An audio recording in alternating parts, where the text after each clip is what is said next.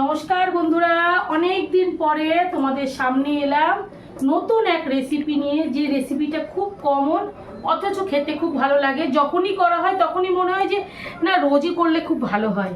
তাই চলো বকবক না করে রেসিপিটা তোমাদেরকে বলে দিই। আমি আজকে করতে চলেছি কলকাতা বিরিয়ানি। এই রেসিপিটা সম্পূর্ণ আমার নিজের, নামটাও আমি নিজের দিয়েছি। কলকাতা বিরিয়ানি বলে বিরিয়ানি আছে কিনা আমি ঠিক মতো জানি না। তোমাদের যদি জানা থাকে তোমরা এই ভিডিওতে কমেন্ট করে জানিও। আমার এই রেসিপিটা যখন তোমরা দেখবে তখন আমাকে কমেন্ট করে জানাবে যে কলকাতা বিরিয়ানি কোথায় কোথায় আছে। চলো এবার কলকাতা বিরিয়ানি করতে আমি কি কি নিয়েছি, কেমন করে করছি, চলো তোমাদেরকে দেখাবো।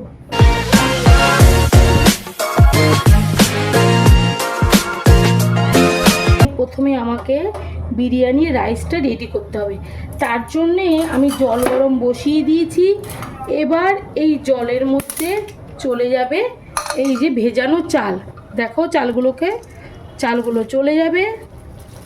চাল প্রায় 1 ঘন্টা মতো আমি ভিজিয়ে রেখেছি। এবার একটু নাড়িয়ে দেব, এইভাবে ভালো করে মিশিয়ে দেব। এই জলের মধ্যে এখন আমি দিয়ে দেব 2টো তেজপাতা, আর দিয়ে দেব গোটা গরম মশলা, দিয়ে দেব লবণটা একটু বেশি করে দিচ্ছি যাতে চালের মধ্যে লবণটা ভালো মতো ঢুকে যায়। পরে আন্দাজ করে লবণটা দেওয়া যাবে। আবারও একটু মিশিয়ে দিলাম।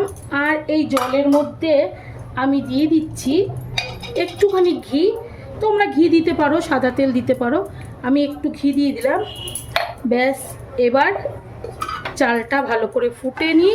এদিকে আমি তোমাদেরকে দেখাই যে বিরিয়ানির জন্য আমি চিকেনটা কিভাবে রেডি করছি। এটা আস্তে আস্তে ফুটুক। এবার বিরিয়ানি চিকেন রেডি করতে হবে। এই দেখো এরকম সাইজের আমি চিকেন নিয়েছি, ভালো করে ধুয়ে জল ঝরিয়ে নিয়েছি। আর এর মধ্যে আগে থেকে আমি জল ঝরানো টক দই দিয়ে দিয়েছি। এবার একে একে তোমার চলে যাবে। প্রথমে দিয়ে দেবো আমি লবণ। এই দেখো লবণ দিলাম 1 চামচ, আর 1 চামচ দিচ্ছি লবণ। দিয়ে দেব এখানে আদা রসুন আর কাঁচা লঙ্কা বাটা, সবটা দিয়ে দেবো, সুন্দর করে মাখতে হবে। আচ্ছা, দিয়ে দেবো এখানে বিরিয়ানির মশলা আমি এখানে 1 চামচ দিচ্ছি, আর একটু দিলাম। দিয়ে দেব পেঁয়াজ বেরেস্তা। এই দেখো এখানে পেঁয়াজ বেরেস্তা করে রেখেছি। আর আলুগুলোকে আগে থেকে আমি ভালো করে সেদ্ধ করে ঘিয়ে ভেজে রেখেছি, তাহলে কিন্তু আলুগুলো খেতে খুব ভালো হয়। আচ্ছা, বেরেস্তা দিয়ে দিলাম, সবটা দিয়ে দিচ্ছি এখানে যতটা আছে। এখানে বড় বড় 2টো পেঁয়াজ আমি বেরেস্তা করে রেখেছি, দিয়ে দিয়েছি। এবার দিয়ে দেব একটু খোয়া ক্ষীর, সেটাও আন্দাজ মতো খোয়া ক্ষীর দেবো। খুব সুন্দর একটা টেস্ট হবে এই এখন এর মধ্যে খোয়া ক্ষীরটা দিলে। খোয়া ক্ষীরটা দিয়ে দিলাম। এবার দিয়ে দেব এখানে দুধের মধ্যে যে কালার হয় বিরিয়ানিতে, আমরা যে কালার দিই, কেশর কালার না, এমনি যে কালার দিই, সেই কালার দুধের মধ্যে মেশানো আছে, সেটা দিয়ে দেব। দিয়ে আর দিয়ে দেবো একটু ঘি। এই দেখো 1 চামচ ভরে আমি ঘি দিলাম, আর একটু দেব, খুব সুন্দর একটা গন্ধ হবে। ব্যাস, এবার সব কিছু সুন্দর করে আমি মেখে নেব, ভালো করে মেখে নেব। মেখে আমি চিকেন প্রায় 1 ঘন্টা মতো রাখবো। আর ওদিকে তো ভাতটা আমি বসিয়ে দিয়েছি। ভাতটাকে আমি ঠান্ডা করে ভালো করে সুন্দর করে তোমাদেরকে দেখাবো যে কেমন আমি চালটাকে ভাত বানিয়েছি, সেটাও তোমাদের দেখিয়ে দেবো। এই দেখো এইভাবে আমি রেখে দেবো। আর আলু পরে দেব, বিরিয়ানি যখন সাজাবো তখন আলু দেব। চলো 1 ঘন্টা পরে আমি আসছি। আজকে রান্নাটা এই হাঁড়ির মধ্যেই করব। এই দেখো বন্ধুরা, চিকেন প্রায় 1 ঘন্টা আমি রেখে দিয়েছি, তোমাদের একটু কাছ থেকেই দেখিয়ে দিলাম। এবার এই হাঁড়ির মধ্যে আগে থেকে আমি রিফাইন অয়েল দিয়ে দিয়েছি। আর এখন দিয়ে দেবো একটু ঘি। বিরিয়ানিতে কিন্তু ঘি মাস্ট লাগবেই, নাহলে বিরিয়ানি হবে না। আচ্ছা, তেলটা একটু চটপট করছে, এর মধ্যে দিয়ে দেবো 2টো তেজপাতা। একটু কষিয়ে নেব। আমি এই হাঁড়ির মধ্যে করছি কারণ এই হাঁড়ির মধ্যেই আমি দমে দেবো, সেই জন্যে। এবার এক এক করে আমি চিকেনগুলো দিয়ে দেবো। দেখো কেমন করে দিচ্ছি, ভালো করে সমস্তটা পরিষ্কার করে দেবো। এর ভিতরে মেখে রাখলে কিন্তু চিকেনের টেস্ট বেশি বাড়বে। চিকেন করো, মাটন করো, সব ক্ষেত্রেই কিন্তু 1 ঘন্টা মাছ মেখে রাখা। এবার ভালো করে আমি নাড়াবো। আর এখন ফ্লেম পুরো হাই থাকবে। আলু এখন দেবো না, আলু পরে দেবো, কারণ আলুটা আমার আগে থেকেই কুক করা রয়েছে, সেই জন্যে। চলো এবার আমি একটু ঢেকে রাখি, তাহলে চিকেন তাড়াতাড়ি সেদ্ধ হয়ে যাবে। এই প্লেটটা দিয়ে আমি ঢেকে রাখছি। চিকেন একদম কুক হয়ে গেছে। এই দেখো বন্ধুরা, তোমাদের ভালো করে একটু দেখাচ্ছি। গ্রেভিটা আমি এই রকম করে রেখেছি, যেহেতু হাঁড়ির মধ্যে করছি তো ওই জন্য একটু তোমাদের বুঝতে হয়তো অসুবিধা হচ্ছে। এই দেখো এরকম করে আমি রেখেছি, ভালো করে একটু কাট করে দেখালাম। গ্রেভিটা এরকম রেখেছি। এই গ্রেভির মধ্যেই এখন আমি চাল দিয়ে দেবো। কীভাবে করছি দেখো, এই যে গ্রেভি থাকছে এর মধ্যে এখন চলে যাবে। প্রথমে দিয়ে দেবো আমি আলুগুলোকে। এই দেখো প্রথমে আমি আলুগুলোকে দিয়ে দেবো। একটু দেখতে হয়তো অসুবিধা হচ্ছে, ভালো করে আলুগুলো একটু ছড়িয়ে দেবো, তাহলে আলুর মধ্যে চিকেনের জুসটা ঢুকে যাবে। সেই জন্য আমি আলুটা দিয়ে একটু মিশিয়ে নিচ্ছি।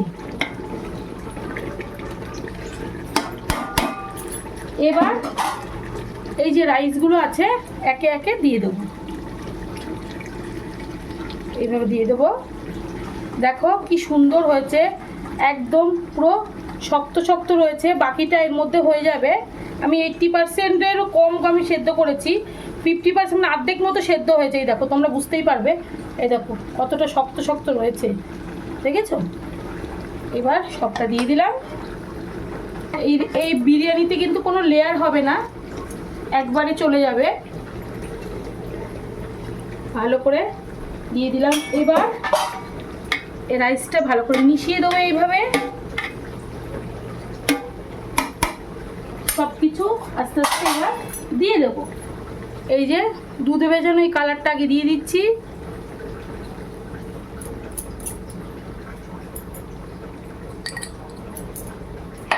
দিয়ে দেবো একটুখানি লবণ, অল্প করে লবণ দিচ্ছি, বেশি লবণ দেবো না। দিয়ে দেবো বিরিয়ানি মশলা,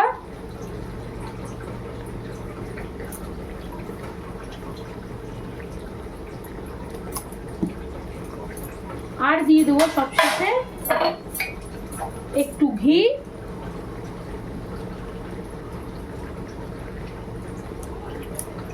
একটু না একটু বেশি করে দিলাম ঘিটা।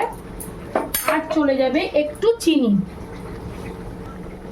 একটু চিনি দিয়ে দিচ্ছি বন্ধুরা, স্বাদ অনুসারে অল্প করে সামান্য দিচ্ছি।